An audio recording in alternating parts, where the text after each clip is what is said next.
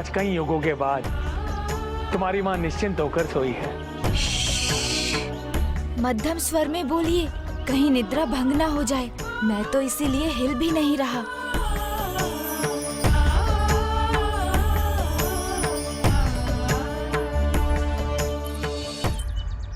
ये कैसी भूल कर रही हूँ मैं।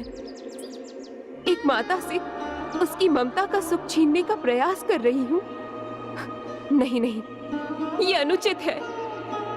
मैं गणेश की माता हूँ और रहूंगी भी, किंतु देवी अदिति भी तो उसकी माता है ना।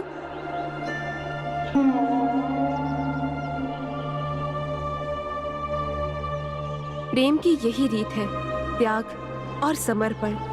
जहाँ ये दोनों है, वहीं प्रेम पनपता और बढ़ता है। पुत्र, तुम्हारी पूर्व जन्म की माता बहुत त्याग, बहुत प्रतीक्षा कर चुकी है। अब त्याग और प्रतीक्षा करने का समय मेरा है।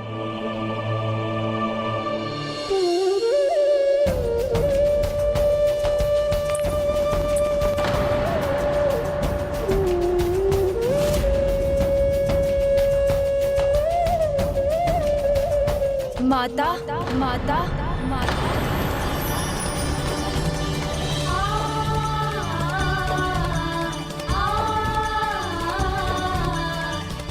माता, माता।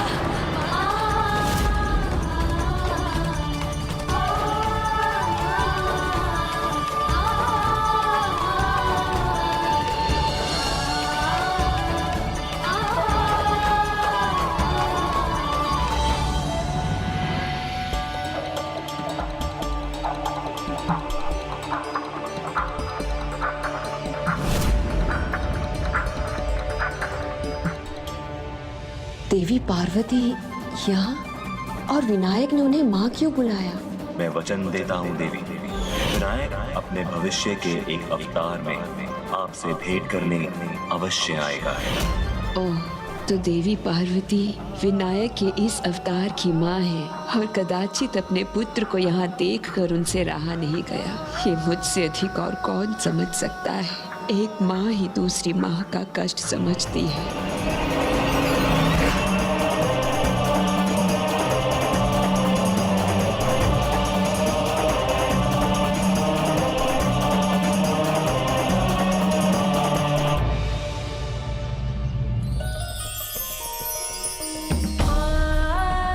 पुत्र, तुम में मैं अपने पुत्र विनायक की झलक देख रही हूँ। तुम्हें पाकर मैं अपने वात्सल्य में इतना खो गई थी कि मैं तो भूल ही गई थी कि मेरे विनायक होने के साथ साथ तुम देवी पार्वती के गणेश भी हो। पुत्र, तुमने तो अपना वचन निभा दिया है। मेरी प्रतीक्षा का फल मुझे मिल गया है। किंतु पुत्र, यदि मेरे सुख से दूसरी माँ दुखी हो तो ये उचित नहीं है और ना ही मुझे इसका कोई अधिकार है। तुम तो देवी पार्वती के नंदन हो, इसलिए तुम्हारा कर्तव्य है देवी पार्वती को प्रसन्न रखना। देवी पार्वती को यूं यहाँ से इस प्रकार विचलित होकर मत जाने दो। एक माँ की पीड़ा मैं भली भांति समझ सकती हूँ, इसलिए मैं तुम्हें अनुमति देती हूँ। जाओ पुत्र,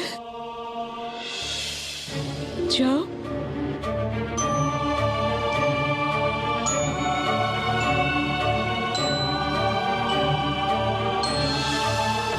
माता, गणेश मेरा पुत्र। माँ की गोद में आए विघन हरता। पार्वती के मन में उमड़ी ममता। माँ की गोद में आए विघन हरता। अद्भुत बालक हर जाओ पुत्र, अपनी माता को और प्रतीक्षा मत करवाओ। जग में उस से बना माता।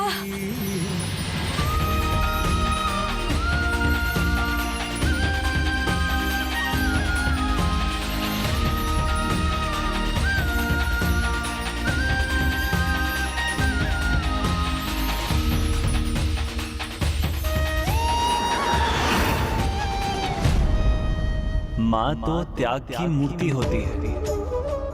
ऐसा निस्वार्थ प्रेम तो एक माँ ही कर सकती है। एक माँ के मन की पीड़ा आप नहीं समझ सकती देवी लक्ष्मी। मेरा पुत्र, मेरा गणेश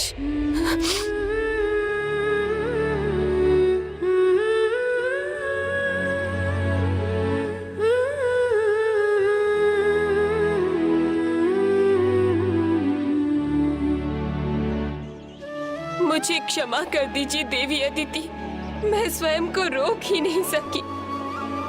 मेरा मन इतना व्याकुल था इस विचार से। नहीं देवी पार्वती, आपको क्षमा मांगने की कोई आवश्यकता नहीं है। मैं समझती हूँ कि आपको आपकी ममता यहाँ ले आई है। आप तो जगत जननी है, ममता का सागर है आपके भीतर। फिर आप उस सागर को कैसे रोक सकती थी?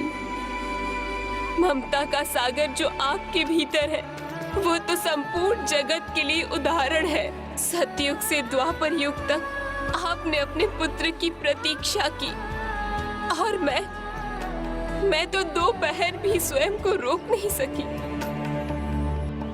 इसलिए मैं गणेश की माता आपको ये आशीष देती हूँ। प्रत्येक संकष्टी जो गणेश की पूजा और व्रत के लिए विशेष दिवस है, जिस दिवस मेरे पुत्र ने प्रथम पूज्य का स्थान प्राप्त किया, उस संकष्टी के दिवस गणेश आपसे मिलने इस आश्रम में अवश्य आएगा।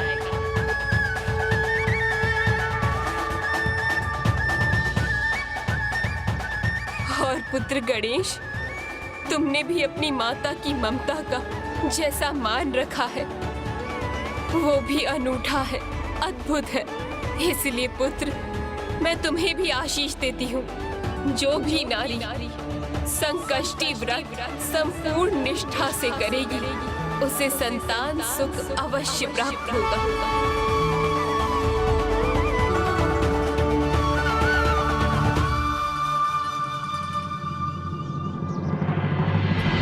पुत्र, अभी तो हमें यहाँ से प्रस्थान करना होगा।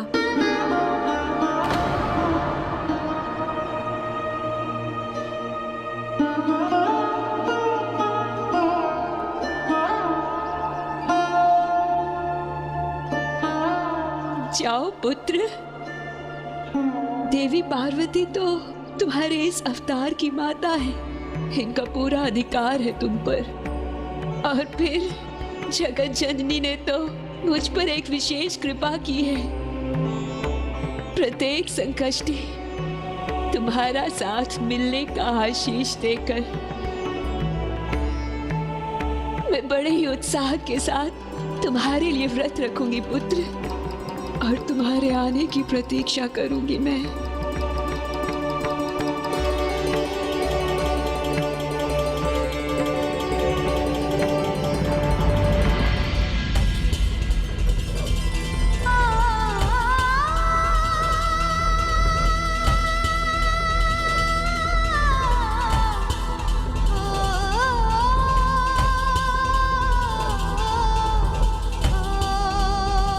प्रणाम माता। प्रणाम पिताश्री।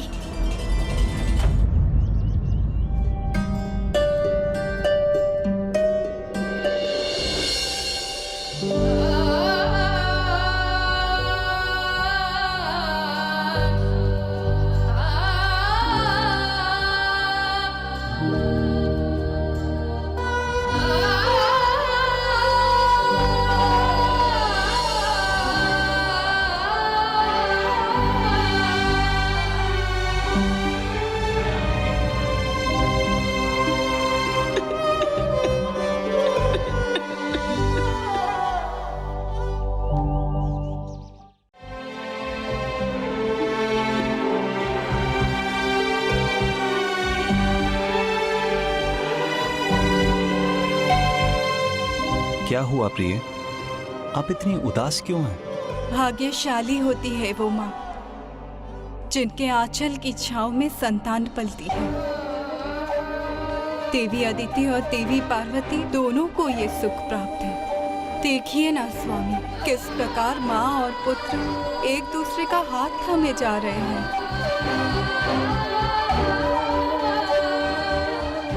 और अब तो संसार की सभी नारियों को जगत जननी ने आशीर्वाद भी दिया है। जो संकष्टी व्रत करेंगी उन्हें गणेश के समान आज्ञाकारी और स्नेही संतान का सुख मिलेगा। परंतु हम देवियों का क्या प्रभु, जिन्हें उन्होंने आशीष नहीं, माँ बनने के सुख से वंचित रहने का अभिशाप दिया, तो क्या वो उस शाप को लौटाकर मुझे संतान सुख का वरदान देंगे? मैं सभी देवताओं को ये श्राप देती हूँ कि देवियाँ भी अपनी संतान को जन्म नहीं दे सकेंगी।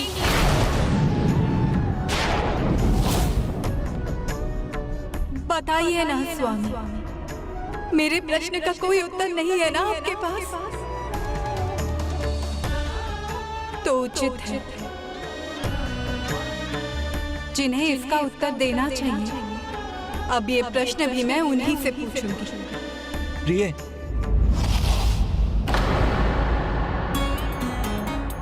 पुत्र, तुम्हें देवी अदिति के हाथों के बने लड्डू बहुत स्वादिष्ट लगे थे ना? तो पुत्र, मैं सोच रही हूँ अब मैं तुम्हारे लिए मोदक बनाना बंद ही कर देती नहीं हूँ। माता, ये क्या कह रही हैं आप? लड्डू तो विनायक को भाते थे, किंतु मुझे तो आपके हाथ के मोदक ही सबसे स्वादिष्ट लगते हैं। पुत्र, मैं तो परिहास कर रही थी।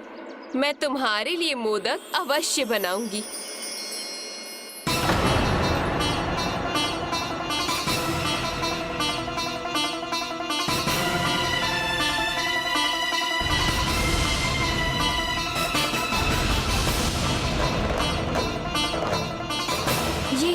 ये क्या हो रहा है माता? सब निस्तेज क्यों हो रहा है?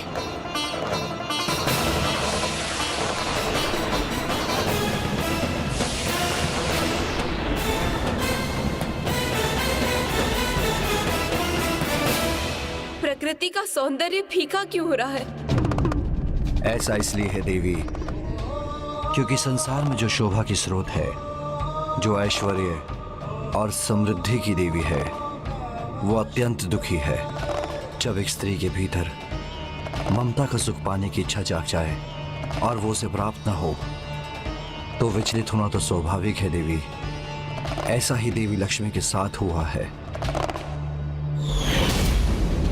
एक माँ के मन की पीड़ा आप नहीं समझ सकती देवी लक्ष्मी। ये तो मेरी ही भूल का परिणाम है। ममता के बहाव में मैं इतना बह गई कि अपने शब्दों से देवी लक्ष्मी को आहत करती रही। अब मैं उन्हें कैसे समझाऊं? क्या बोलकर मनाऊंगी मैं देवी लक्ष्मी को? ये तो आपको भी ज्ञात है कि संसार में कुछ भी अकारण नहीं होता। इसके पीछे भी अवश्य कोई बड़ा कारण छिपा है।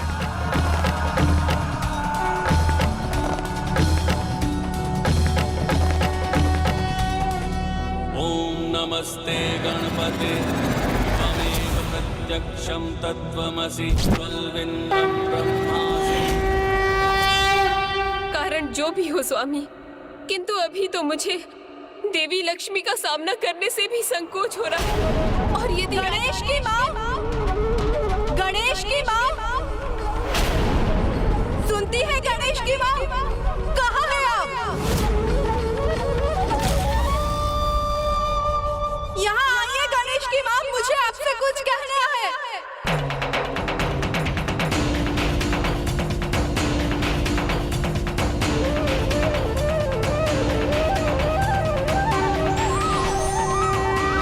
गणेश की माँ! प्रिय,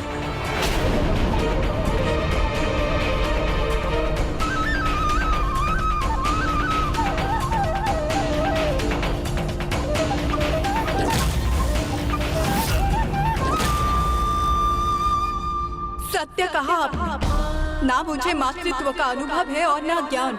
मैं नहीं समझ सकती एक माँ की ममता। तो उचित है मुझे भी मातृत्व का अनुभव प्राप्त करना है। मुझे भी माँ बनना है। क्या आप मुझे माँ बनने का आशीर्वाद दे सकती हैं? महादेव से ऐसा अनुचित वरदान मांगने का दुस्साहस कैसे किया? मैं सभी देवताओं को ये श्राप देती हूँ कि देवियाँ भी अपनी संतान को जन्म नहीं दे सकेंगी। किंतु आप कैसे दे सकती है आशीष? आपने ही तो हमें श्रापित किया।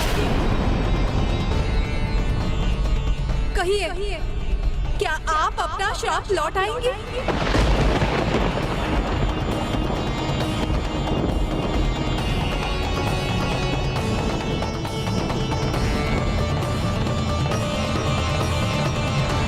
ये मैं कर सकती तो अवश्य करती।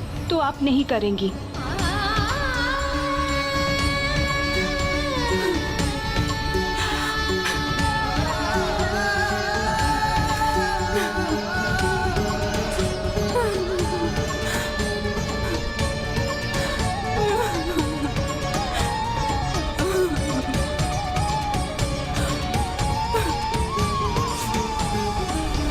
दुखी नहीं, मुझे सुखी होना है देवी पार्वती।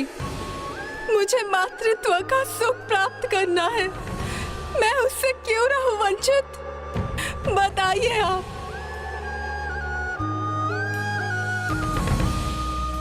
हे जगत जननी, आज सखी बनकर नहीं, जगत जननी के रूप में मुझे भी आशीष दीजिए।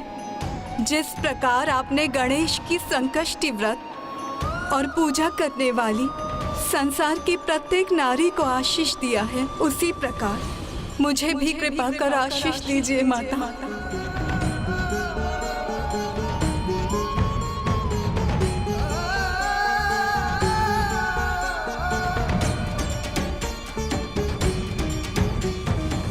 कहिए ना महेश्वरी, आप मुझे भी आशीष देंगी ना? जिस प्रकार दिया हुआ वरदान वापस नहीं लिया जा सकता, उसी प्रकार दिया हुआ श्राप वापस नहीं लिया जा सकता।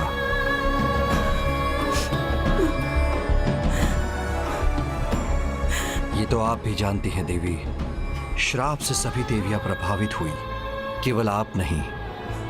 किंतु जब हृदय में आशा के दीप जलते हैं, उसके भाग्य के दीप भी जल उठते हैं। जब एक स्त्री के भीतर ममता का सुख पाने की इच्छा जाग जाए और उसे प्राप्त न हो, तो ऐसे विचलित होना स्वाभाविक है।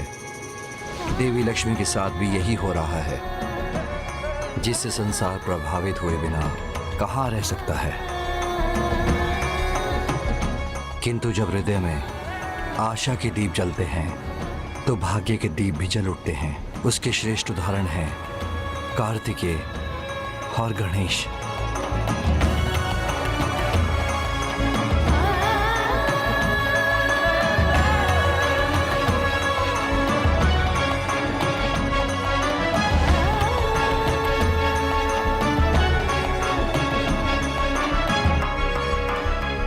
हमारे हृदय में आशा का दीप तो आपने जला दिया महादेव, किंतु इस दीप को आपके मार्गदर्शन रूपी घृत की आवश्यकता है।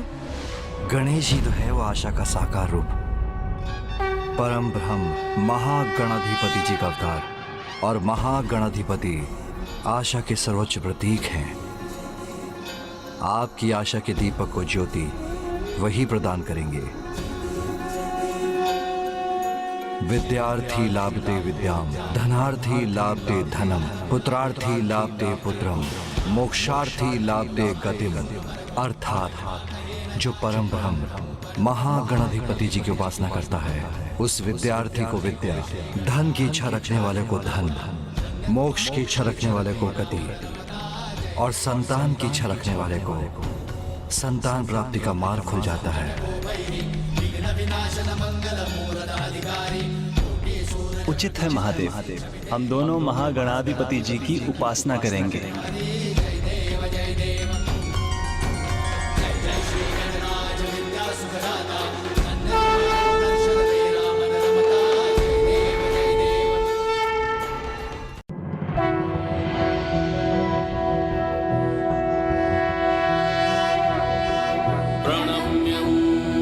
प्रसादेव गौरीपुत्रं विनायकं भक्तावासं स्मरे नित्यम् आयुः कामार्थसिद्धये प्रथमं वक्रतुण्डं च एकदन्तं द्वितीयकं तृतीयं कृष्णं पिङ्गाक्षं गजवक्त्रं चतुर्थकं लम्बोदरं पञ्चमं च षष्ठं विकटमेव च सप्तमं विघ्नराजेन्द्रं धूम्रवर्ण तथाष्टकं नवमं भालचन्द्रं च दशमं तु विनायकम् एकादशं गणपतिं द्वादशं तु गजाननं द्वादशैतानि नामानि त्रिसंज्ञयत्मभिन्नरः न चाविघ्नभयं तस्य सर्वासिद्धिकरं प्रभो।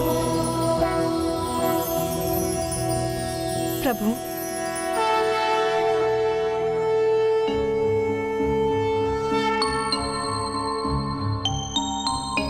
हमें दर्शन प्रदान करने के लिए आपको कोटि कोटि धन्यवाद। कल्याण हो।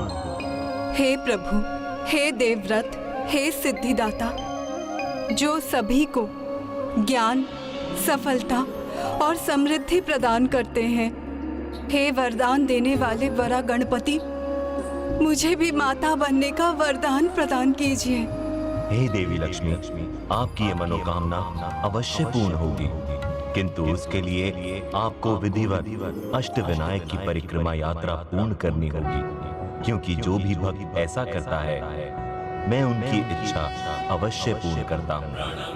प्रभु, अष्टविनायक की यात्रा करना तो मेरे लिए परम सौभाग्य होगा, परंतु आप अष्टविनायक यात्रा की विधि का मार्गदर्शन कीजिए। अष्टविनायक यात्रा की विधि तो अत्यंत सरल है। इस यात्रा में पूर्ण श्रद्धा से बिना कहीं रुके और बिना कहीं और जाए यथाशक्ति से दान पुण्य करते हुए अष्टविनायक कथा का वाचन और श्रवण के साथ सदाचार और सात्विक जीवन के नियमों पर स्थिर रहकर जहां से यात्रा आरंभ हो वहीं उसका अंत करना होता है। यात्रा के आरंभ और अंत में गुरुओं और ब्राह्मणों को भोज कराना भी अनिवार्य है। अब आप निष्ठा से इस यात्रा को पूर्ण कीजिए, तब आपका मनोरथ अवश्य सिद्ध होगा। और अष्टविनायक यात्रा का आरंभ मयूरेश्वर से होता है, फिर सिद्धि टेक के सिद्धि विनायक, बलालेश्वर, वरद विनायक, चिंतामणि, गिरिजात्मक, विघ्नेश्वर और अंत में महागणपति मंदिर इस यात्रा का अंतिम पड़ाव है। सभी अष्टविनायक दर्शन के उपरांत मयूरेश्वर लौटकर आप अपनी यात्रा संपन्न करेंगे और आपकी मनोवांछित कामना अवश्य पूर्ण होगी।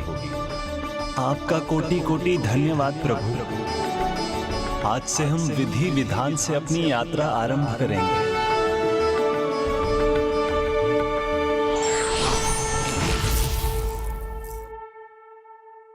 सप्त ऋषियों को भोजन और दान के बाद हमारी यात्रा आरंभ होगी।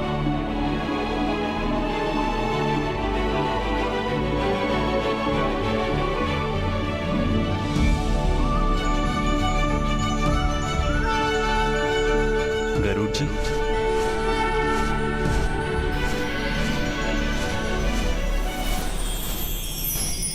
चलिए गरुड़ जी।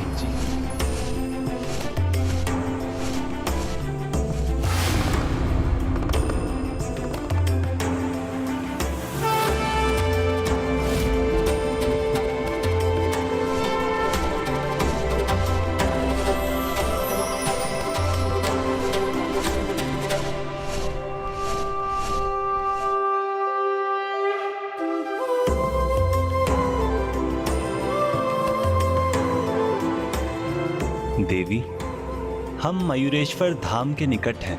यहाँ से हमें प्रभु महागणाधिपति के सभी भक्तों के समान पद यात्रा करनी चाहिए।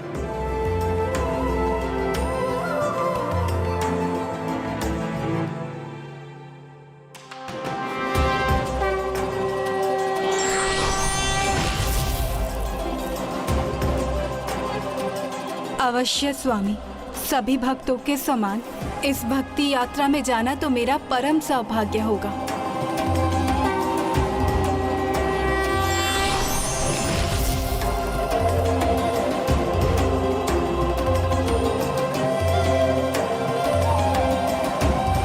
प्रभु मयूरेश्वर की जय।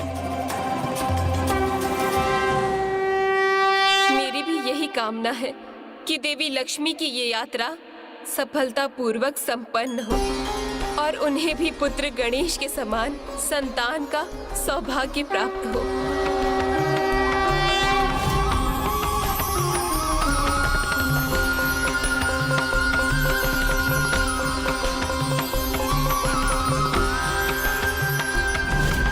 विधि का विधान तो अटल है।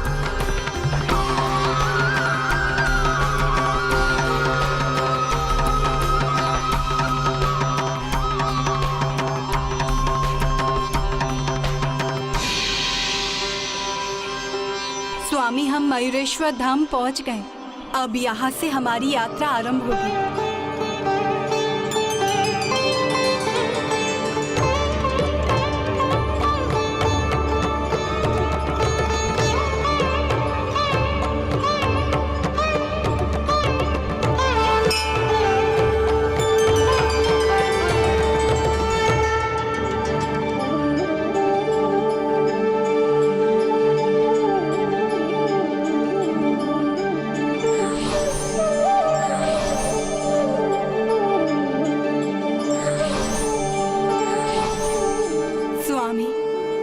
प्रभु श्री मयूरेश्वर के अद्भुत रूप के बारे में मुझे बताने की कृपा कीजिए। उचित है देवी, मैं आपको प्रभु मयूरेश्वर श्री गणेश की कथा सुनाता हूँ। ओम गजाननाय नमः। ओम लंबोदराय नमः। आइए देवी, आसन ग्रहण कीजिए।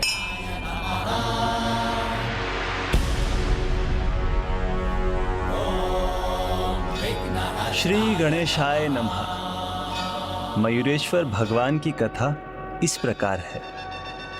सतयुग में ऋषि कश्यप और देवी अदिति के पुत्र के रूप में महोत्कट विनायक अवतार लेने के बाद प्रभु महागणाधिपति जी त्रेता युग में ऋषि गौतम और देवी अहिल्या के आश्रम में महादेव और पार्वती के पुत्र के रूप में अपने मयूरेश्वर श्री गणेश अवतार में अवतरित हुए। ओम नमः शिवाय। ओम नमः शिवाय। ओम नमः शिवाय। ओम नमः शिवाय।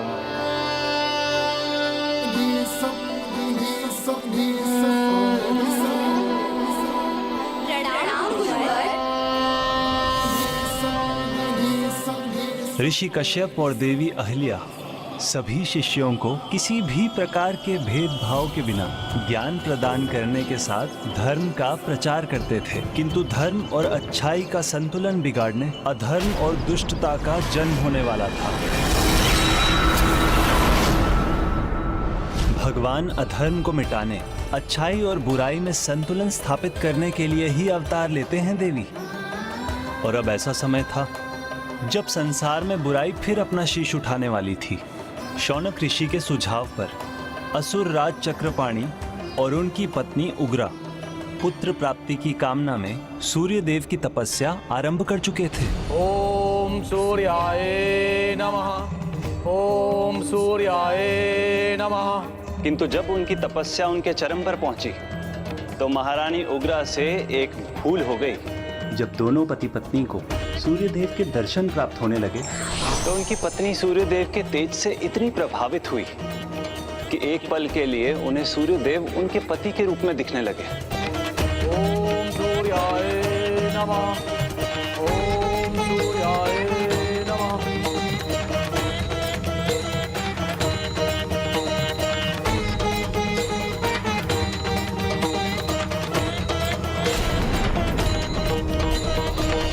क्या ये?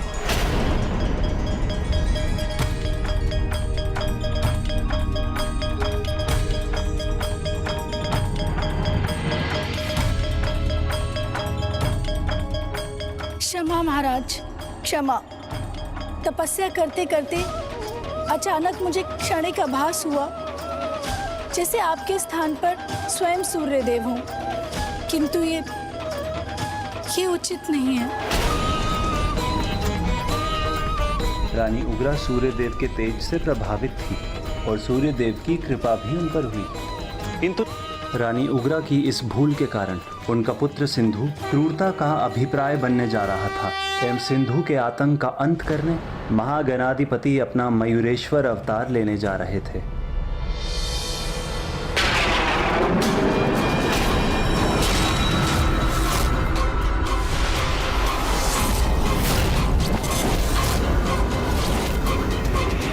प्रभु के प्रत्येक अवतार का कोई कारण होता है। महागणाधिपति के मयूरेश्वर अवतार का कारण था दुराचारी असुर सम्राट सिंधु का अंत। असुर राज चक्रपाणि और उनकी पत्नी उग्रा वो पुत्र प्राप्ति के लिए सूर्य देव की तपस्या कर रहे थे। तपस्या करते करते रानी उग्रा से ऐसी भूल हुई जिसके कारण उनकी तपस्या का जो फल शुभता लाने वाला था वो दूषित हो गया। क्षमा महाराज, क्षमा। तपस्या करते करते अचानक मुझे क्षणिक आभास हुआ जैसे सूर्यदेव के स्थान पर स्वयं आप हूँ, किंतु ये उचित नहीं है। रानी उग्रा सूर्यदेव के तेज से प्रभावित थी और सूर्यदेव की कृपा भी उन पर हुई, किंतु जो विचार दोष रानी उग्रा से हुआ था उसका परिणाम तो समस्त संसार को भुगतना था। उनकी कोख में बालक रूप में कुटिलता और दुष्टता का पर्याय ही पनप रहा था। प्रिय, स्वामी, आप कुशल तो हैं? स्वामी, असहनीय पीड़ा हो रही है। रानी की कोख में जो बालक पल रहा था उसका तेज भी उसी तेज के समान था जिससे रानी प्रभावित हुई थी, जो अब उनकी पीड़ा का कारण बन रहा था। बस प्रिय, कुछ दिनों का ही कष्ट है, उसके बाद हमारा ये पुत्र आपकी कोख में नहीं हमारी गोद में होगा। जो जन्म के पूर्व ही मुझे इतना कष्ट दे रहा है वो कहीं मेरे दोष का दंड तो नहीं? दंड ही है जिसे पाकर माँ को भी सुख का अनुभव ना हो, वो दंड ही है। नहीं देवी नहीं, अपने संतान के प्रति मन में ऐसे बुरे विचार मत लाइए। प्रिय देखो, हमने तपस्या की है, ये उसी तपस्या का फल है जो ये तुमसे अभी तपस्या करवा रहा है। अनिष्ट की आशंका, ये उस तपस्या का भाग नहीं हो सकता, ये उस तपस्या का भाग नहीं हो सकता। अब मैं इस पीड़ा को सहन नहीं कर सकती, रुको प्रिय, रुको। प्रिय, रुको प्रिय। कर्मों का फल तो सबको भुगतना ही पड़ता है। देवी उग्रा की भूल संसार के लिए शूल बनने जा रहा था। उसके उस असहनीय तेज ने, उसकी पीड़ा ने रानी से वो करवा दिया जिसकी कोई माँ कल्पना भी नहीं कर सकती। रुकिए प्रिय, रुकिए। अरे कहाँ जा रही है प्रिय? रुक जाइए प्रिय। आप कहाँ जा रही है प्रिय? अरे आप कहाँ जा रही है प्रिय? रुक जाइए प्रिय, रुक जाइए। नहीं प्रिय, ये उचित नहीं है प्रिय। और वहां सागर के जल में रानी ने अपने गर्भ का त्याग कर दिया।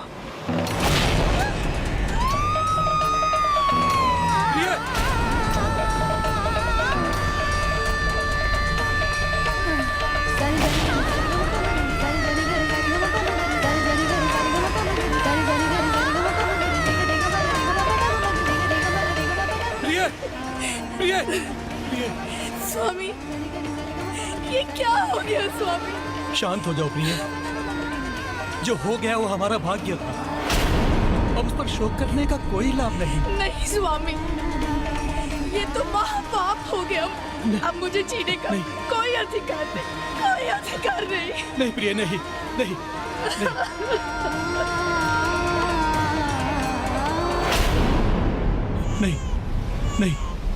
शिशु का क्रंदन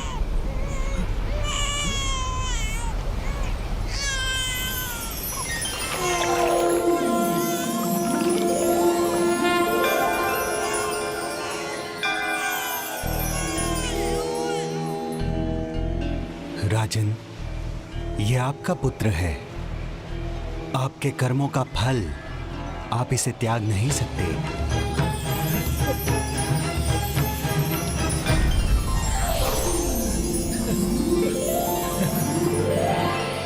धन्यवाद समुद्रदेव।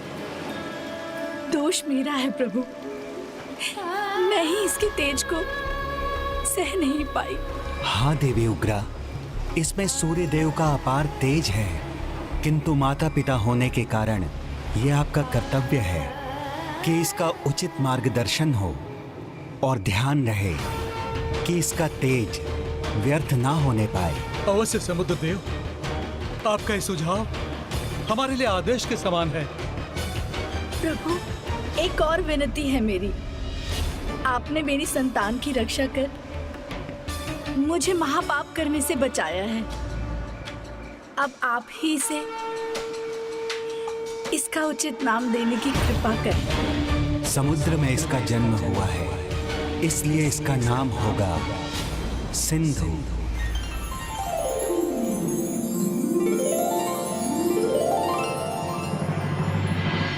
स्वामी, जो सूर्यदेव के तेज से जन्मा, जिसे समुद्र देव का आशीर्वाद प्राप्त हुआ, वो मात्र अपनी माता के दोष के कारण कुटिल और पापी होने का उदाहरण बना। नहीं प्रिय, अपने भविष्य के निर्माण का उत्तरदायी तो व्यक्ति स्वयं होता है। उसकी नियति उसके कर्म निर्धारित करते हैं, और यही हुआ सिंधु के साथ। माता पिता के मार्गदर्शन के कारण वो पांव के एक अंगूठे पर खड़ा रहकर 2 सहस्त्र वर्षों तक सूर्य देव की तपस्या में लीन रहा। ओम सूर्याय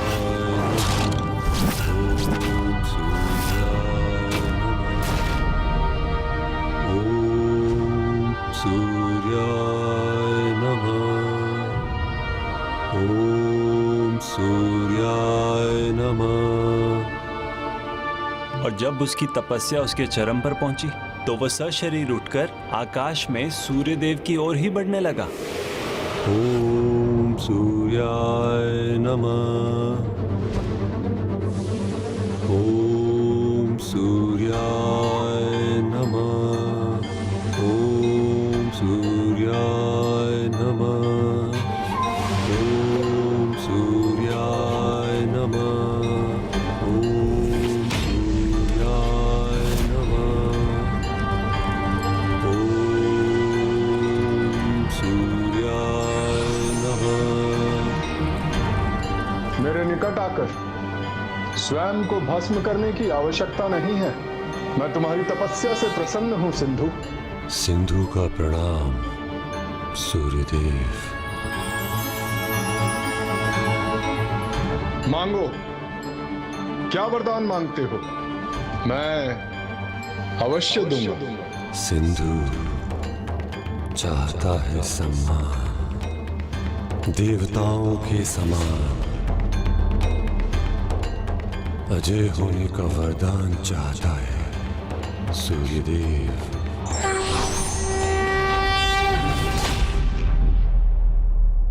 अजय होने के लिए मैं तुम्हें 3 बूंद अमृत से भरा ये कलश प्रदान करता हूं, जिसे केवल तुम अपने कंठ में धारण कर सकते हो।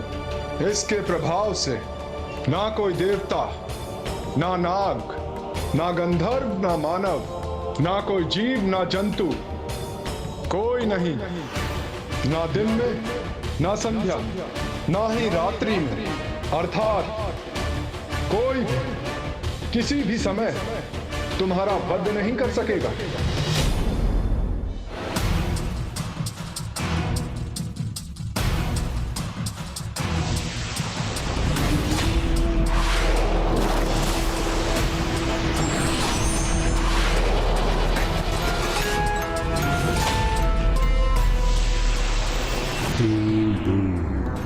अर्थात तीनों लोक होंगे मेरे अधीन। मेरे वरदान से प्राप्त शक्तियों का उपयोग जगत कल्याण के लिए करना पुत्र।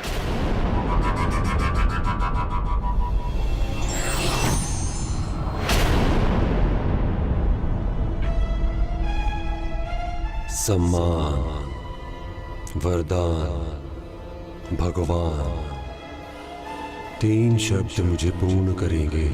दिव्य तेज तो जन्म से ही प्राप्त है, और अब अपने इस वरदान से मैं बनूंगा भगवान।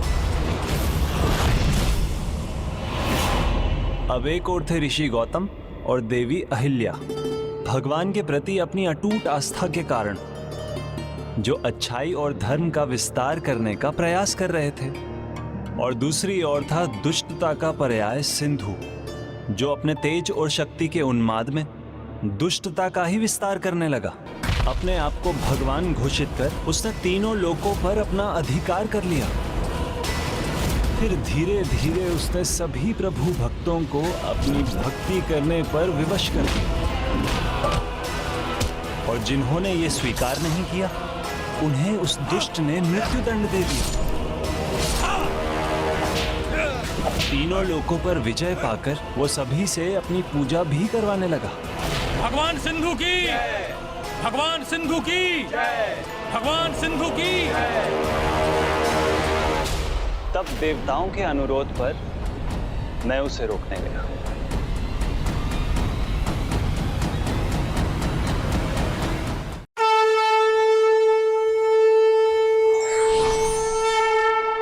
प्रणाम नारायण।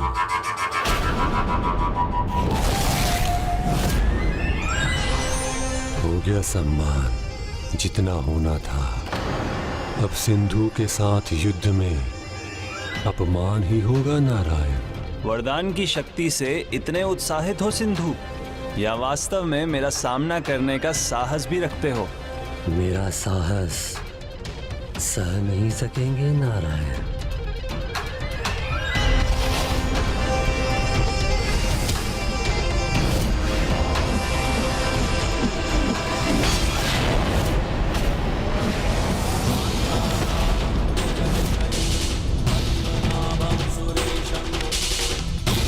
तुम्हारा वार तो मैंने रोक दिया सिंधु, अब तुम मेरे प्रहार का सामना करो।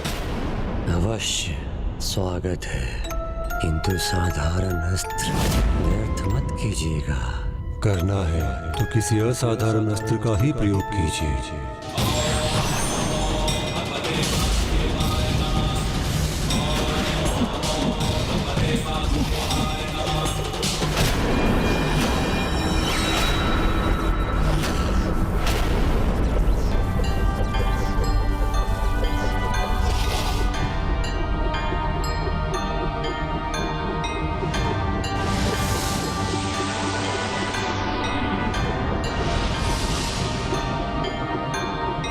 ये कैसे संभव है? इसने प्रभु श्री हरि नारायण के सुदर्शन चक्र को धारण कैसे कर लिया? मेरा सुदर्शन चक्र थामकर उसे धारण कर सके ऐसा असाधारण योद्धा तो मैंने कभी नहीं देखा सिंधु। तुम युद्ध कौशल में अत्यंत निपुण हो। जो आप कहे वो आपको लौटाता है सिंधु, किंतु बदले में वरदान चाहता है।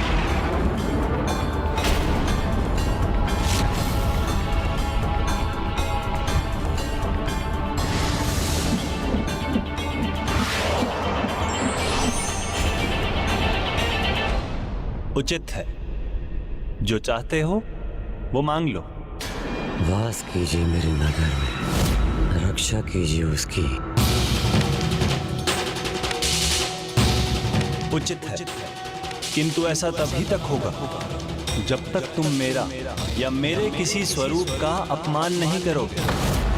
स्वीकार है मुझे। तथास्तु। स्वामी, ये क्या किया आपने? आपको तो उस अधर्म के उपासक का अनुचित उद्देश्य ज्ञात था, फिर भी आपने उसे उसके नगर की रक्षा करने का वरदान दिया। दुष्टता का अति विश्वास सिंधु जैसे दुष्टों को ऐसे वरदान मांगने को प्रेरित करता है जिसके वो योग्य भी नहीं होते। फिर वही वरदान उसका काल बन जाता है, किंतु उसके काल का आगमन अभी नहीं हुआ था। वो जिस पथ पर चल रहा था वो उसे उसके काल के मुख में ही ले जाने वाला था। उस दुष्ट ने सभी ऋषि मुनियों और भक्तों को आतंकित कर उसे ऐसे ही यज्ञों की अनुमति दी थी जिसमें उसके नाम की आहुति दी जाए, किंतु ऋषि गौतम ये सुनने के लिए तैयार नहीं थे। अब एकमात्र वही शेष थे जिन्होंने सिंधु को चुनौती देने का साहस किया।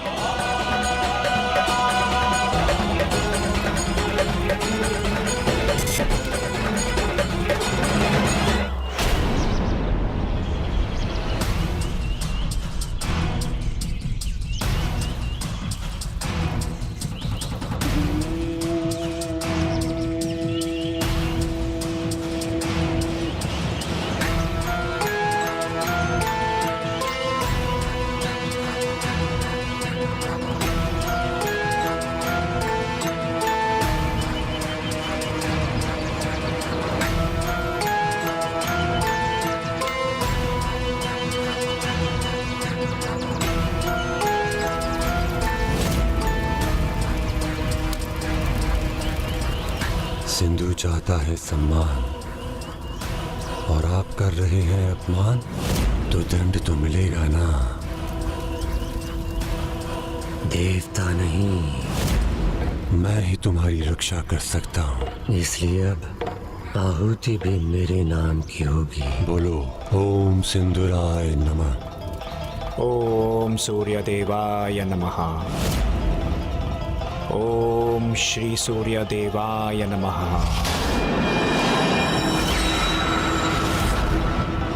ओम सूर्यदेवाय नमः।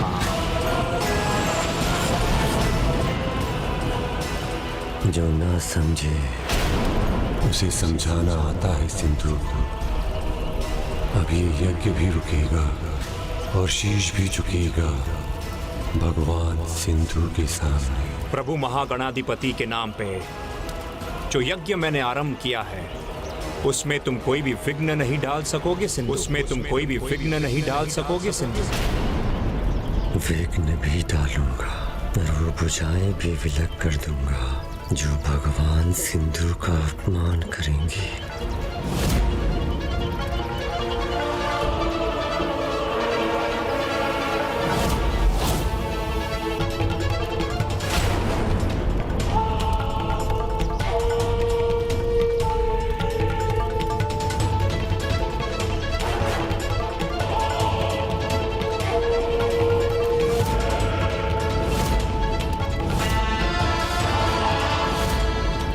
जो हाथ फोड़ा आहुति देने के लिए उठे हैं वो कट जाएंगे।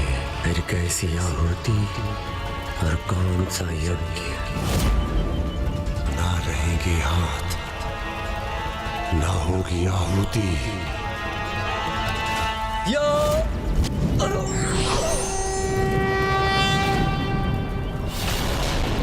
ओम नमस्ते गणपतये त्वमेव प्रत्यक्षं तत्त्वमसि। त्वमेव केवलं कर्तासि, त्वमेव केवलं धर्तासि। त्वमेव केवलं कौन है ये जिसने तिनके से पहाड़ गिराने का प्रयास किया है? वेदं ब्रह्मासि। अवानुचानमवशिष्यम्। क्या हुआ सिंधु? कहीं तुम्हें इस यज्ञ की अग्नि में अपनी चिता की अग्नि तो नहीं दिख गई? महागणाधिपति को समर्पित इस यज्ञ की अग्नि किसी के भी प्रयास से बुझने वाली नहीं है, और यदि किसी ने दुस्साहस किया तो वह स्वयं बुझ जाएगा। बुझेगी, अवश्य बुझेगी। हर यज्ञ की अग्नि भी और सबके जीवन की ज्योति भी।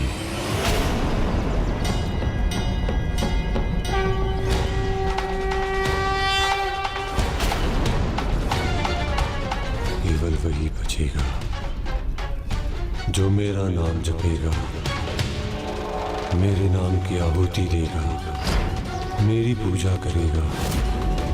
अन्यथा जिसे अपने प्राण बचाने हैं उसे मेरा साम्राज्य छोड़कर जाना होगा। ये मैंने क्यों कहा? ये किसी ने कहलवाया। साम्राज्य अवश्य तुम्हारा है, किंतु जीवा भी मेरी, शब्द भी और भगवान भी मेरे हैं। कोई अन्य उनका स्थान नहीं ले सकता।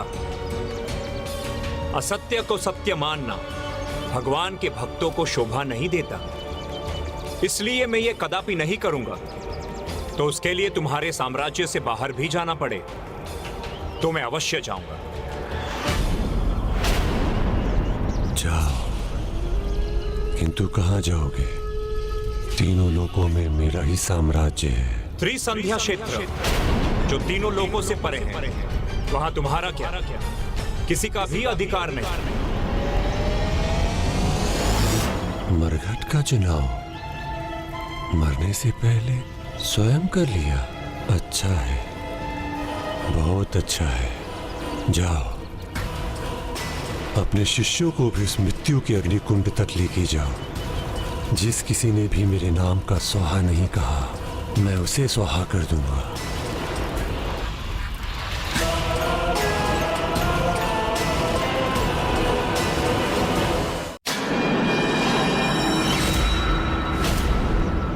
आदेश तुम्हारा नहीं, मेरे प्रभु का मान्य है। मुझे उनकी इच्छा से ही मैं त्रिसंध्या क्षेत्र जा रहा हूं।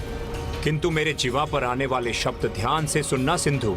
ये इस ऋषि की वाणी है जो मात्र और मात्र अपने ईश्वर में विश्वास रखता है। इसलिए चेतावनी देता हूं सिंधु, अहंकार और क्रोध के विष का घोल जो तुम बना रहे हो, वही एक दिन तुम्हारा विनाश करेगा। तुम्हारा विनाश करेगा।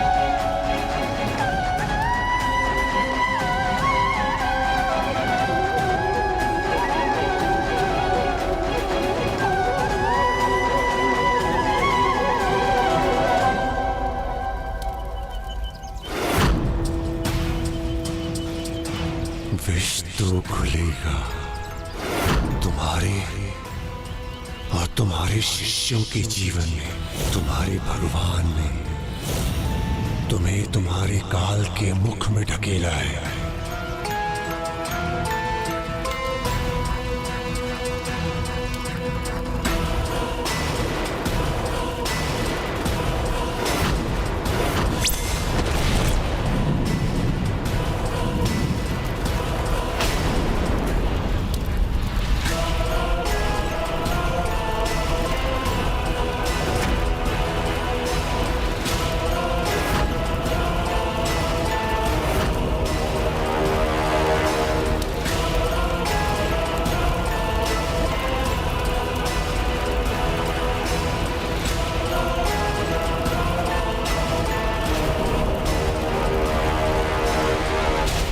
इस दुष्ट सिंधु का प्रकोप इसी प्रकार बढ़ता रहा और ऐसे ही सभी के यज्ञ को और उस यज्ञ से समर्पित होने वाली आहुति को रोकता रहा, तो हमें पुष्टि कैसे प्राप्त होगी? फिर हमें देवता कौन स्वीकार करेगा? निराशा भरी रात में भी आशा की चिंगारी छिपी रहती है। हमें उसी चिंगारी से भक्ति और धर्म की ज्योति जलानी है। जिस प्रकार ऋषि गौतम के यज्ञ की अग्नि में प्रकट होकर प्रभु संकट मोचक महागणाधिपति ने जैसे उनकी रक्षा की, वैसे ही वो सिंधु से हमारी भी रक्षा करेंगे।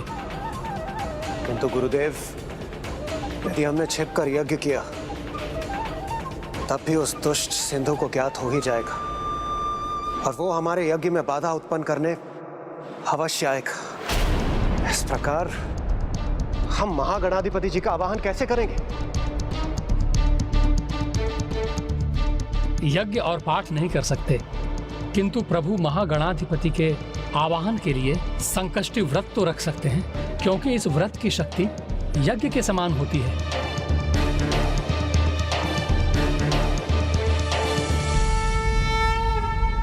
अब एक और ऋषि गौतम अपने शिष्यों के साथ मरुभूमि समान जल, वनस्पति, यहाँ तक कि सूर्य की किरणों से रिक्त निवास के लिए अत्यंत कठोर त्रिसंध्या क्षेत्र में जाने के लिए विवश हुए। दूसरी ओर देवताओं ने पूर्ण भक्ति और निष्ठा से वो संकष्टी व्रत किया जिसे करने से प्रभु महागणाधिपति के दर्शन के साथ उनकी कृपा भी अवश्य मिलती है। और ये दो घटनाएं श्री मयूरेश्वर गणेश के अवतार का कारण बनी। हे परब्रह्म महागणाधिपति जी, उस दुष्ट सिंधु के प्रकोप के कारण हमारे लिए आपका यज्ञ करना, आपके नाम का जाप करना और आपकी मूर्ति बनाना संभव नहीं। इसलिए इस पवित्र सुपारी को आपका स्वरूप मानकर हमने संकष्टी व्रत रखा है। कृपा कर हमारे इस व्रत को, हमारी तपस्या को, हमारे यज्ञ को स्वीकार करें और हम पर कृपा करें प्रभु, कृपा करें हम पर।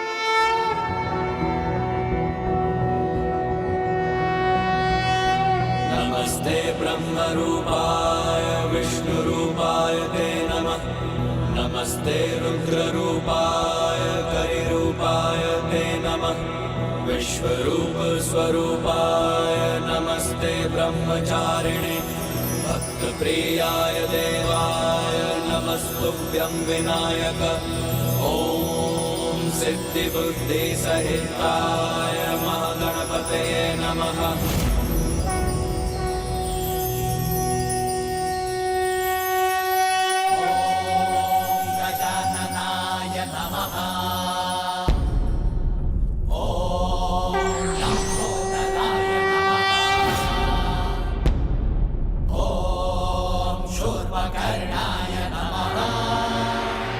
आप सभी के भक्ति भाव और व्रत से मैं प्रसन्न हुआ।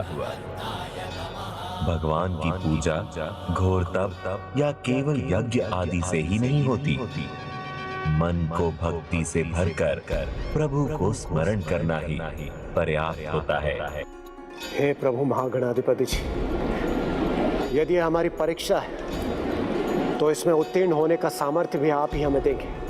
आज हमें दर्शन प्रदान कर आपने यह सिद्ध कर दिया। इस संसार को उस अधर्मी सिंधु से छुटकारा दिलाने में आप ही हमारी सहायता करेंगे प्रभु। उसकी दुष्टता के कारण महान ऋषि गौतम को त्रिसंध्या क्षेत्र जाना पड़ा। अब वहीं उसी त्रिसंध्या क्षेत्र में गौतम ऋषि के आश्रम में ही मैं अपना दूसरा अवतार लूंगा और सिंधु के पापों का अंत करूंगा। किंतु प्रभु त्रिसंध्या क्षेत्र में ही क्यों? क्योंकि जहां भक्त है भगवान भी वहीं रहते हैं।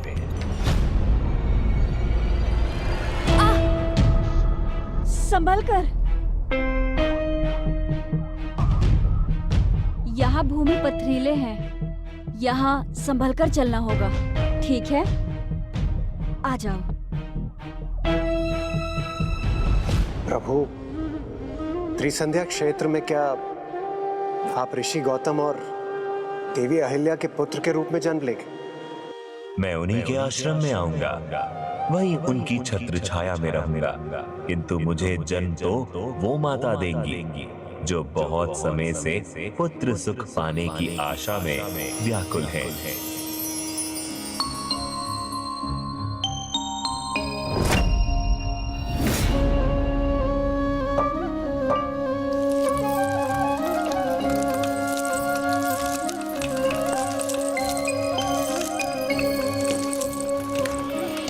मुझे वो जन्म देंगी जो बड़े उत्साह से मेरी प्रतीक्षा कर रही हैं। जगत जननी देवी पार्वती।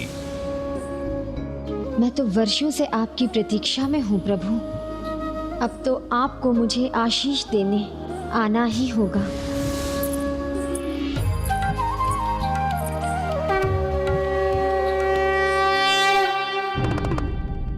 प्रभु, प्रभु, प्रभु, प्रभु, किसी असुर का सामना करना हो तो प्रेत आगे है, किसी शक्तिशाली योद्धा का सामना करना हो तो भी प्रेत आगे है, आपकी और माता की सेवा करनी हो तो भी प्रेत आगे है।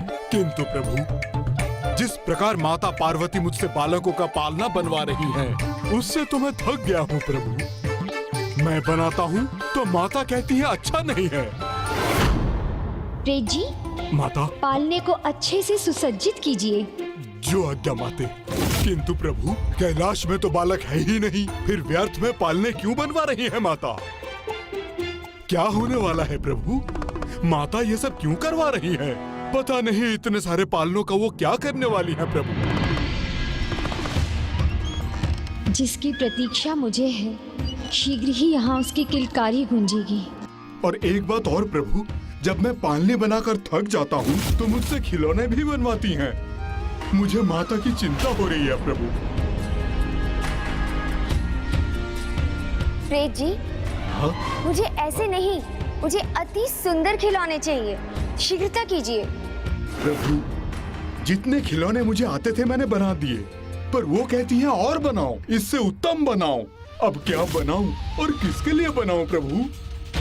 जी भर के अपनी ममता का आनंद लूंगी मैं, मन भर के खेलूंगी उसके साथ। प्रभु, मैं जब भी अपने शिष्यों को शिक्षा देने का कार्य कर रहा होता हूँ प्रभु, तो माता आश्रम में पहुंचकर उन्हें पकवान खिलाती है, उनका दुलार करती है। इससे मेरा कार्य अधूरा रह जाता है प्रभु।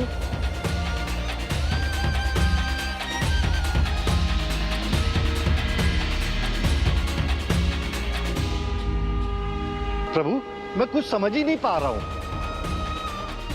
जब तक मेरा मन नहीं भरेगा, उसका दुलार करूंगी, जी भर के खिलाऊंगी उसे। बताइए ना प्रभु, माता के इस व्यवहार का क्या कारण है? हाँ हाँ प्रभु, बताइए ना। मातृत्व से बड़ी कोई तपस्या नहीं, ये उनकी तपस्या ही है। और तप में जितना आनंद आता है, उससे कहीं अधिक आनंद एक स्त्री को अपनी ममता न्यौछावर करने में आता है। और वैसे भी देवी पार्वती पहली बार मातृत्व का अनुभव करने वाली हैं। और यही कारण है कि वो इतनी आनंदित हैं। और अब संसार के सामने देवी पार्वती का ममता भरा अद्भुत स्वरूप आने वाला है।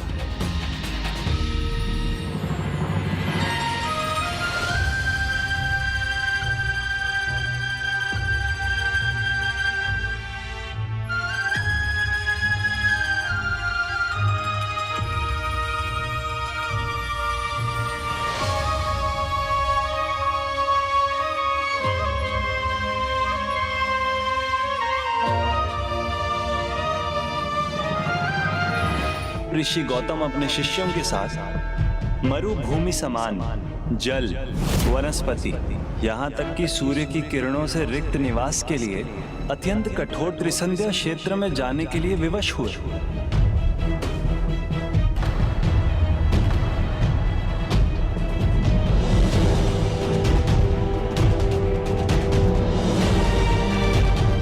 यहाँ तो जीवित रहने के लिए कुछ भी नहीं है। ऐसा लगता है कि यहाँ अकेले पड़े हुए ही हम सभी की मृत्यु हो जाएगी। नहीं वत्स, भगवान अपने भक्तों को कभी अकेला नहीं छोड़ते। जो भक्त प्रभु की भक्ति में झुक जाता है, वो कहीं भी खड़ा हो सकता है। मुझे विश्वास है, उनके आशीर्वाद से त्रिसंध्या क्षेत्र का ये मरुस्थल भी हरा भरा होकर पवित्र धाम बन जाएगा।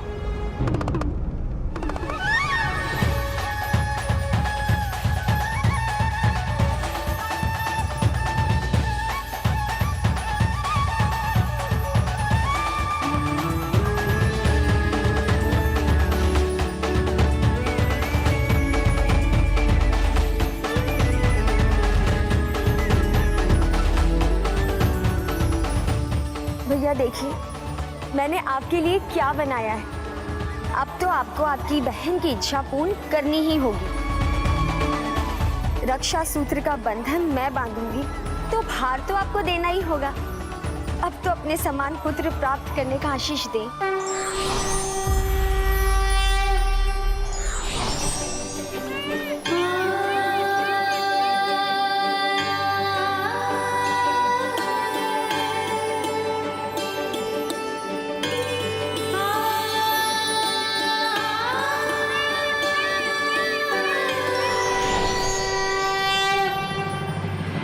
प्रणाम महागणाधिपति जी। प्रणाम हे परम श्री कृष्ण। मेरे आने का एक विशेष कारण है। मुझे ज्ञात है, आपके मयूरेश्वर अवतार का समय भी निकट है और मेरी बहन पार्वती का आपको पुत्र रूप में पाने की इच्छा के पूर्ण होने का समय भी आ चुका है। किंतु इसके लिए आपको उन्हें त्रिसंध्या क्षेत्र में जाने के लिए प्रेरित करना होगा, जहाँ उन्हें ऋषि गौतम और देवी अहिल्या के आश्रम में आश्रय लेना होगा।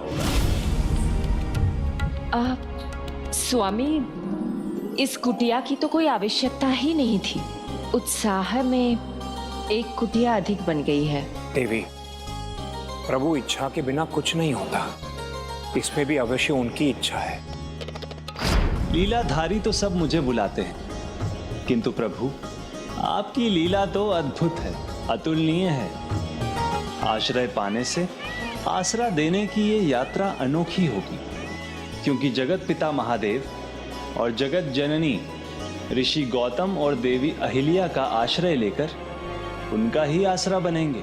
जब आपने लीला रच ही दी तो मेरा कृष्ण तत्व उसे पूर्ण करने में भला पीछे कैसे रह सकता है। और जब भक्त भक्ति और सेवा से अपना कर्तव्य निभाए तो फिर भगवान को भी तो अपने भक्त को सुरक्षा और समृद्धि दोनों प्रदान करने चाहिए। जगत पिता महादेव और जगत माता देवी पार्वती त्रिसंध्या क्षेत्र में रहेंगे, तो उस बंजर भूमि में भी समृद्धि के अंकुर फूट पड़ेंगे, भक्तों के कष्ट दूर होंगे। मेरा आवाहन तो मेरी बहन बहुत समय से कर रही है। अब मैं जाकर उन्हें त्रिसंध्या क्षेत्र में जाने के लिए मनाता हूँ, और अब नहीं गया तो वो रूठ जाएंगी, और रूठी बहन को मनाना तो और भी कठिन कार्य है। अवश्य प्रभु परम श्री कृष्ण, मैं चाहता हूँ कि आप शीघ्रता करें, जिससे मैं उनका पुत्र बनकर जन्म ले सकूं।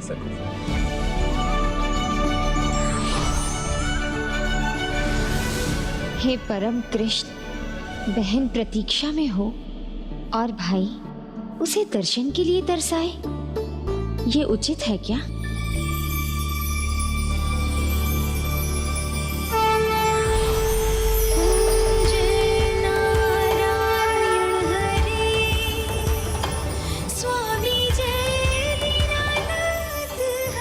नहीं बहन, आपके हाथ अब मुझे सिर्फ आशीर्वाद देने के लिए ही उठने चाहिए।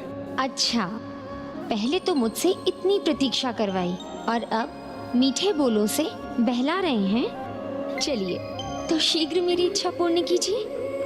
अंतर्यामी है आप, तो आपको तो मेरी इच्छा ज्ञात होगी ही। ज्ञात होने पर भी उसे समझना कठिन है। मेरे जैसी संतान चाहिए आपको। आपको संतान रूप में पाने की इच्छा क्यों नहीं होनी चाहिए मुझे?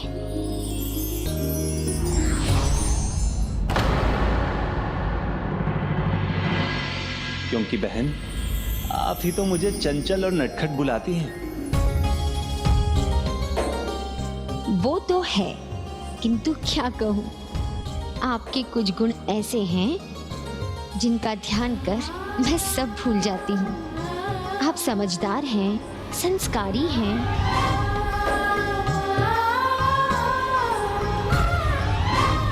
अब आपकी ये इच्छा तभी पूर्ण होगी जब आप मेरी इच्छा पूर्ण करने का आशीष देंगे। भ्राता हूँ, अपनी बहन को किसी कष्ट में कैसे देख सकता हूँ। मैं आपको आशीष देता हूँ। मेरे तत्वों से परिपूर्ण आपको एक संतान की प्राप्ति होगी, जिसकी बाल लीलाएं अद्भुत होंगी।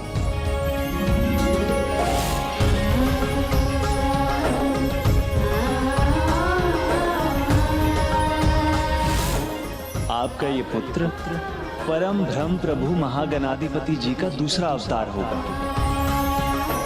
जिनका नाम होगा मयूरेश्वर। मयूरेश्वर, मयूरेश्वर।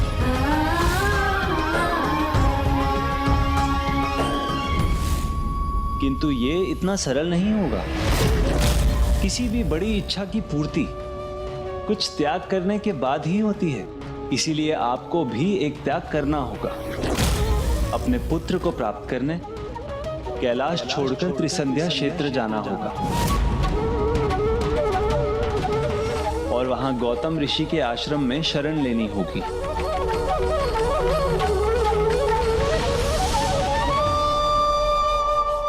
आश्रम तो तैयार हो गया देवी। स्वामी देखिए, सभी शिष्य थके हुए हैं, भूख प्यास लगी है सभी को। गुरुवर, गुरुवर, मैंने दूर दूर तक ढूंढ लिया, पूर्व दिशा में तो जल की एक बूंद भी नहीं है। गुरुदेव, जहां मैं गया वहां भी जल नहीं मिला मुझे। किंतु स्वामी, जल तो जीवन का आधार होता है ना। पेड़ पौधे प्राण वायु है, इनके बिना जीवन तो असंभव है। प्रभु महागणाधिपति असंभव को संभव बनाते हैं देवी, इसलिए अपने विश्वास की आस को बनाए रखिए। दुराचारी सिंधु के कारण सभी का धर्म निभाना कठिन हो रहा था। उसी दुष्टता के कारण ऋषि गौतम जैसे भक्त को त्रिसंध्या क्षेत्र जाने के लिए विवश होना पड़ा था, जहां उनका और उनके शिष्यों का जीवन दूभर हुआ। किंतु जैसे ही आपके और जगत पिता महादेव के चरण वहां पड़ेंगे, वो स्थान एक पावन धाम बन जाएगा, जहां प्रभु महागणाधिपति जी के अगले अवतार का जन्म होगा।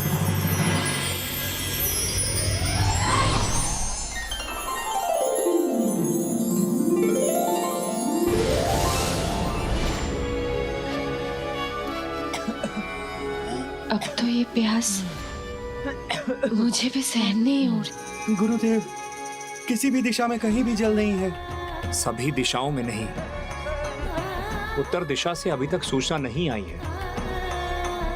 हमें अपने विश्वास को जगा कर रखना होगा वत्स।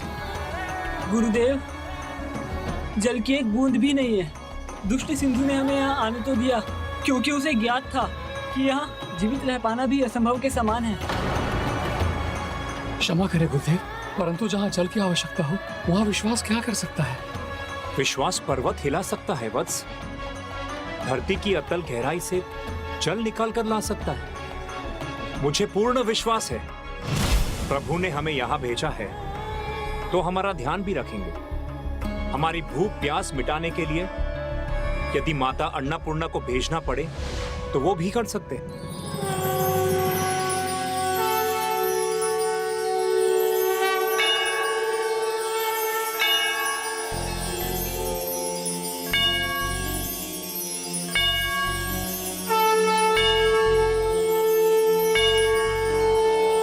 नित्यानंद करी वरा भय करी सौंदर्य रत्ना करी निर्धुताखिल घोर पावन करी प्रत्यक्ष माहेश्वरी प्राणेयाचल वंश पावन करी काशी पुराधीश्वरी भिक्षा में कृपावलंबन करी माता अन्नपूर्णेश्वरी। गुरुदेव, गुरुदेव, गुरुदेव, जल लाया हूँ। प्रभु की कृपा से बहुत जल मिला मुझे, और इस बंजर भूमि पर पेड़ पौधे भी देखा मैंने।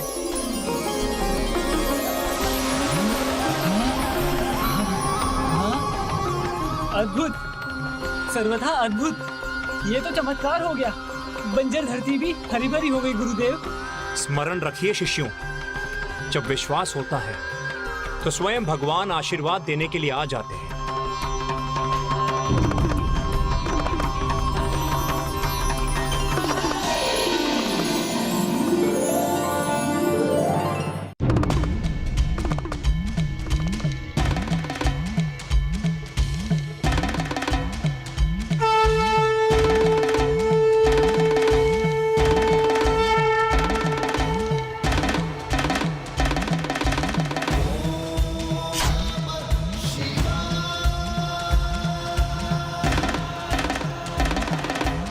गौतम ऋषि, हम आपके आश्रम में आश्रय लेने आए हैं। ये क्या कह रही हैं आप माता? मैं एक साधारण भक्त हूँ और भक्त अपने भगवान को आसरा केवल अपने हृदय में दे सकता है। ये सब कुछ आपका ही तो दिया हुआ है। प्रभु, माता, आपका यहाँ स्वागत है। आप यहाँ आए, हम कृतार्थ हुए। आप आइए प्रभु, आइए माता।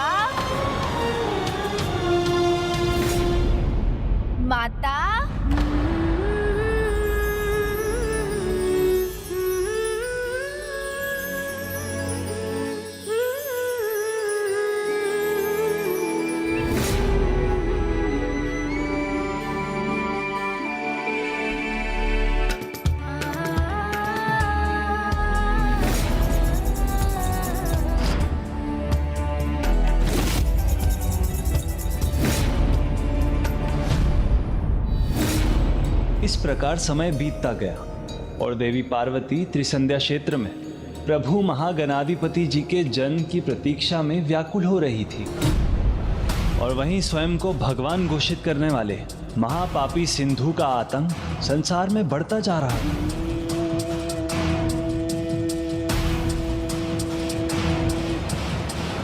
हे ऋषि, चलो झुको भगवान सिंधु के सामने।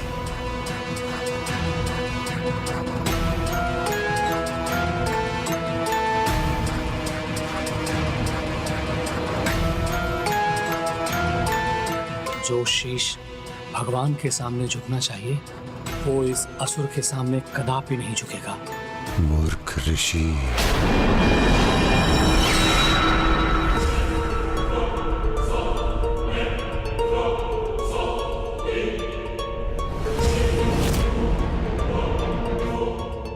मुझ पर विश्वास तभी होगा जब तुम्हारी सांस रोकूंगा। कांपो मत, भगवान सिंधु सभी को उचित प्रसाद देते हैं। लेकर जाओ, जिसने भी ओम सिंधु सराय का जाप नहीं किया उसे मिलेगा प्रसाद, और उससे भी पेट नहीं भरा तो डाल दो। ऋषिवर, ऋषिवर, उठिए, उठिए ऋषिवर, उठिए, संभालिए। प्रणाम ऋषिवर। ऋषिवर, आपको उस दुष्ट के आतंक से मुक्ति मिल गई। हाँ गुरुदेव, और दंड भी, शेष जीवन त्रिसंध्या क्षेत्र में बिताने का दंड। प्रभु महादेव और माता पार्वती के आगमन से त्रिसंध्या क्षेत्र भी स्वर्ग समान हो गया है। आप यहाँ सर्वथा सुरक्षित हैं।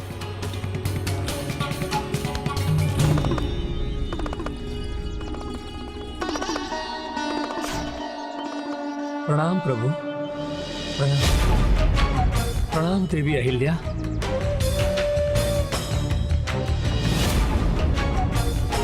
यह अवश्य उस सिंधु के दुष्टता का परिणाम है। स्वामी, कब तक धरतीवासियों को उस दुष्ट सिंधु का आतंक सहन करना होगा?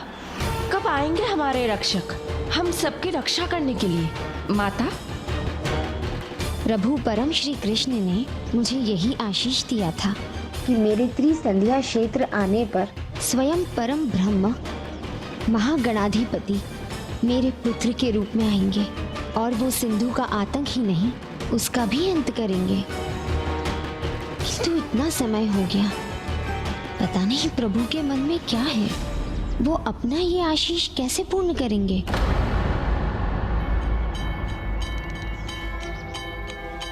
जिस प्रकार हम अपने भक्त की भक्ति की पुकार सुनकर उनके पास जाते हैं, उसी प्रकार आपको भी अपनी भक्ति का प्रमाण देना होगा। किंतु प्रभु, तब तो उस असुर को यह समाचार भी मिल जाएगा कि हम अपने प्रभु के आह्वान के लिए पूजा यज्ञ आदि कर रहे हैं, और वो अवश्य यहाँ आ जाएगा। ऐसा नहीं होगा ऋषिवर, क्योंकि देवी पार्वती परम ब्रह्म महागणाधिपति जी के एकाक्षर मंत्र का जाप कर उनकी पूजा करेंगी। एकाक्षर मंत्र के उच्चारण की शक्ति और उसके रहस्य को समझना देवताओं के लिए भी सरल नहीं, तो वो एक असुर कैसे संभव कर सकेगा?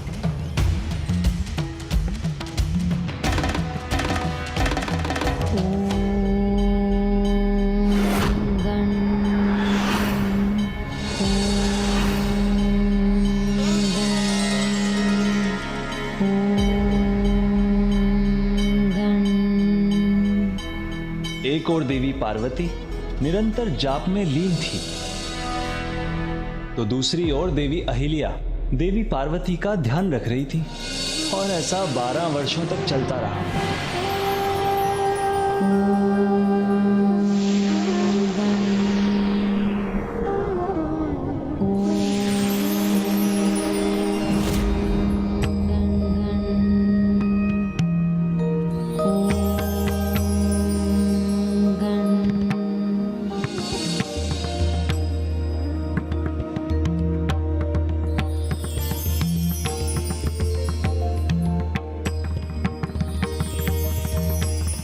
माता, ये दिव्य प्रकाश इस बात का संकेत है कि आपका जाप सफल ही नहीं हुआ।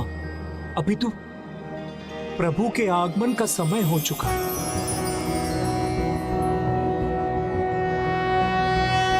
नमस्ते ब्रह्म रूपाय विष्णु रूपाय ते नमः। नमस्ते रुद्र रूपाय करि रूपाय ते नमः। विश्वरूप स्वरूपाय नमस्ते ब्रह्मचारिणे। भक्त प्रियाय देवाय नमस्तुभ्यं विनायक। ओम सिद्धि बुद्धि सहिताय महागणपतये नमः।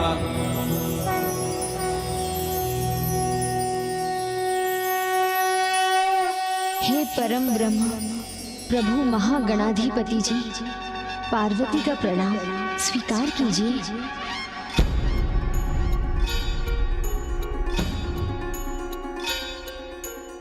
आज आप मेरा प्रणाम स्वीकार कीजिए, क्योंकि एक पुत्र का अपनी माता को आशीर्वाद देना शोभा नहीं देता। समय आ गया है कि मैं आपके पुत्र रूप में आपकी ममता का आनंद लूं। माता, अपने पुत्र से ये शब्द सुनने के लिए और कितनी प्रतीक्षा करवाएंगे प्रभु? आपकी प्रतीक्षा अब समाप्त होने वाली है। आने वाली भाद्रपद शुक्ल पक्ष की चतुर्थी की दोपहर में मैं आपके पुत्र के रूप में आऊंगा।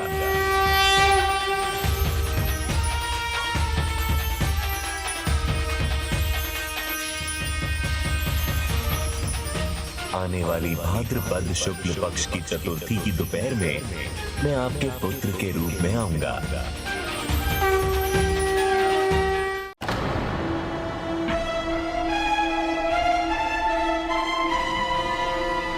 अस्वीकार है मुझे एक ढोंगी को नमन करना। डालना चाहते हो तो डाल दो मुझे त्रिसंध्या क्षेत्र में, किंतु इसके आगे नहीं झुकूंगा मैं और ना ही इसका नाम लूंगा।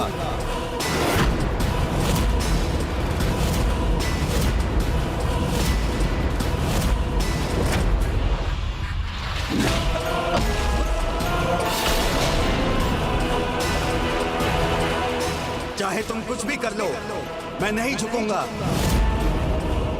नष्ट होगा, कष्ट मिलेगा तो भ्रम नष्ट होगा। जानोगे, मानोगे, भगवान मुझे।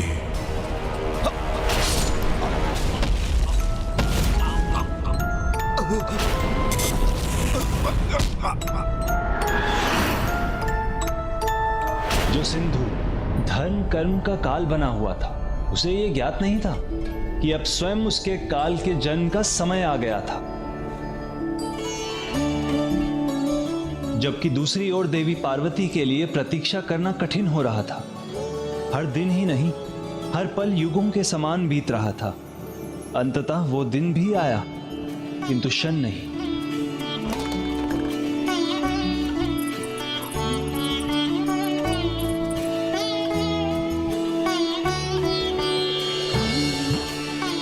इतने शुभ दिन की भोर में भी सभी आश्रम वासी निद्रा में लीन क्यों हैं? कुछ भी हो, मैं तो अपने पुत्र के आगमन की, उसके स्वागत की उचित तैयारी करूंगी।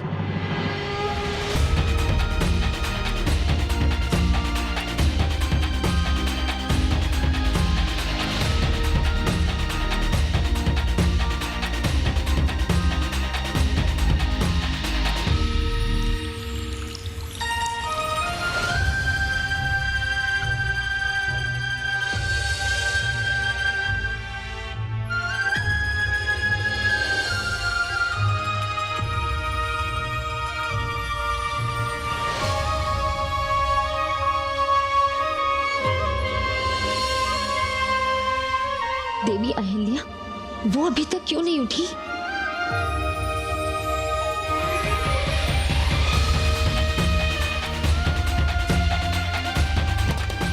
माता, क्या हुआ माता? कुछ चाहिए आपको? आपको स्मरण नहीं है क्या? आज भाद्रपद शुक्ल चतुर्थी है। जाइए, शीघ्र सबको उठाइए।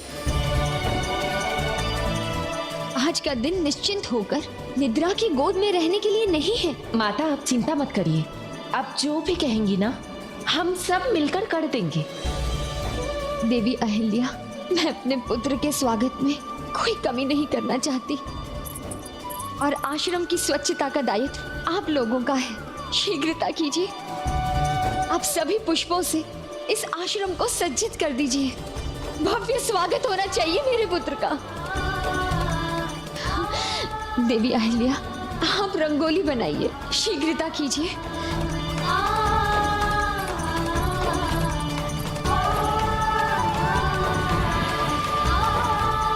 प्रतीक्षा का जब फल मिलने वाला होता है तो ऐसी ही स्थिति होती है। माता का व्याकुल होना स्वाभाविक है।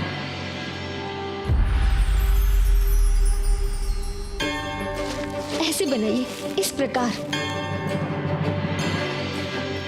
ओह, सूर्यदेव तो अपनी यात्रा पर आगे बढ़ गए हैं, हमें और शीघ्रता करनी होगी।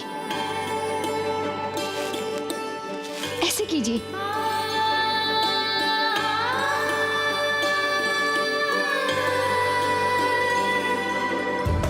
माता माता माता।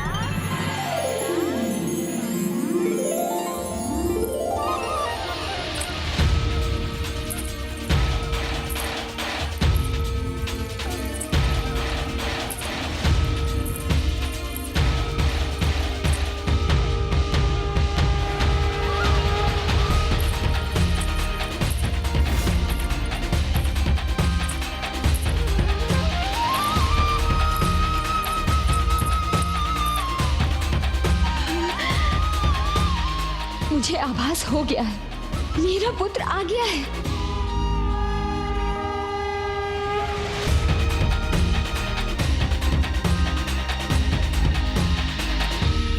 माता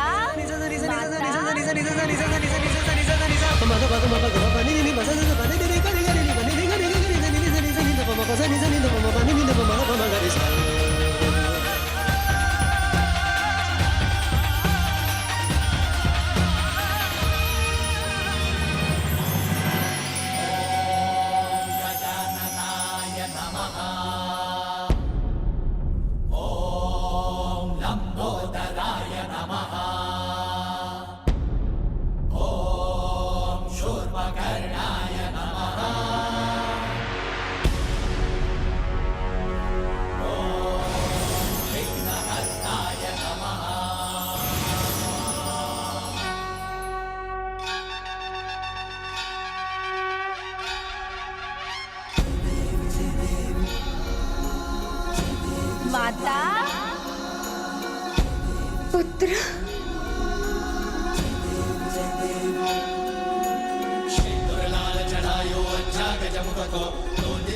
विराजे सुत गौरी हर को आखलिए गुड़ लड्डू साई सुरवर को महिमा कही न जाए लागत हो पद को। जय देव जय देव जय जय श्री गणराज विद्या सुखदाता, धन्य तुम्हारो दर्शन मेरा मन रमता। जय देव जय देव अष्टौ सिद्धि दासी संकट को भैरी, विघ्न विनाशन मंगल मूरत अधिकारी। कोटि सूरज प्रकाश ऐसी छवि तेरी, स्थल मद मस्तक झूले शशि बिहारी। जय देव जय देव जय जय श्री गणराज विद्या सुखदाता, धन्य तुम्हारो दर्शन मेरा मन रमता। जय देव जय देव भाव मगर से कोई शरणागत आवे, सन्नत संपत सबई भरपूर पावे। ऐसे तुम महाराज को अति भावे, गोसावी नंदन निशिदिन गुण गावे। जय देव जय देव गणराज विद्या सुखदाता, धन्य तुम्हारो दर्शन मेरा मन रमता।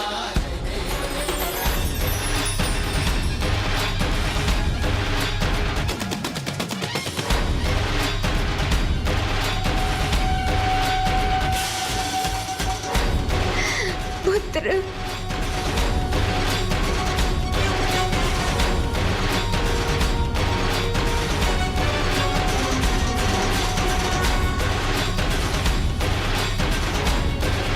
प्रणाम पिताश्री।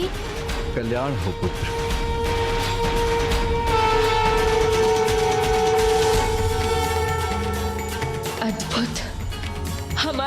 पालनहार आ गए। सिंधु से हमारे रक्षा करने वाले आ गए।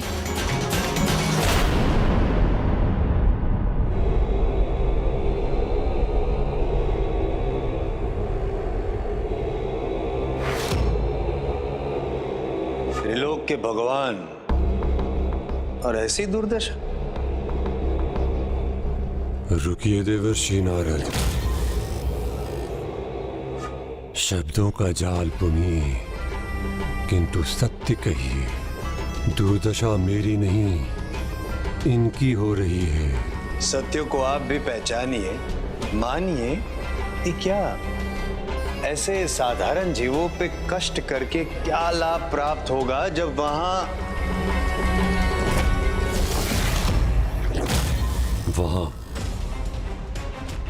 क्या?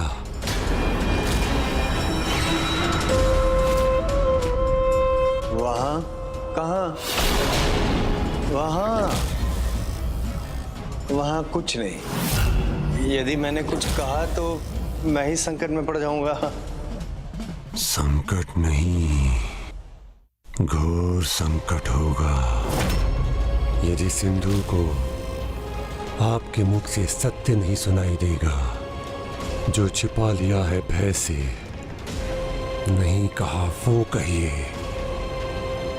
जब कुछ कहा नहीं तब भी आप इतने क्रोधित हो रहे हैं। यदि मैंने कुछ कह दिया तब तो मेरे प्राणी ले लेंगे आप। नहीं, मुझे क्षमा कीजिए त्रिलोकनाथ, आज्ञा दीजिए त्रिलोकनाथ। रुकिए,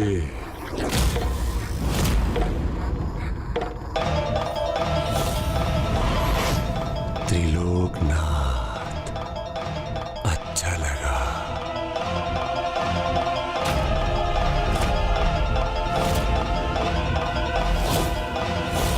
भगवान सिंधु का सम्मान आपके मुख से अच्छा लगा। चिंता छोड़िए, त्रिलोकनाथ हूं आपका, आपकी रक्षा भी करूंगा। उचित, अति उचित। मैं शत्रु नहीं मित्र हूं, तो मेरी रक्षा तो आपको करनी ही चाहिए। किंतु त्रिलोकनाथ, कर्तव्य मेरा भी है, क्योंकि मित्र आप भी हैं मेरे। तो एक चेतावनी दे दूं आपको, यदि आपकी आज्ञा हो तो। चेतावनी? कैसी? किसको लेकर? काल, काल, आपके काल ने जन्म ले लिया है। काल